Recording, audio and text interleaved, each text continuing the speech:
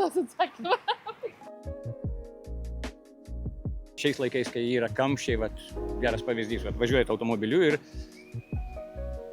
atrodo, turėjai nuvažiuoti per pusvalandį, važiuoji 45 minutės ir dar nematai pabaigos. Neturiu kantrybės mažiem vaikam, nemėgstu, kai rėkauja. Taip, eilėse, ypatingai gal kai skubi.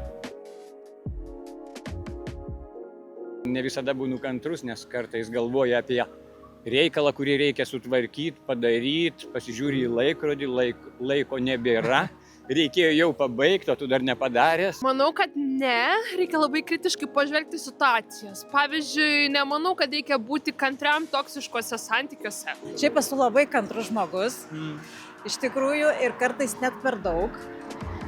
Ir ta kantrybė kartais netikslingai yra nukreipta ir daugiau alinanti, ar ne? Bet čia, sakykime, ta minusinė dalis. Kantrybės labai turiu mokytis naujų dalykų.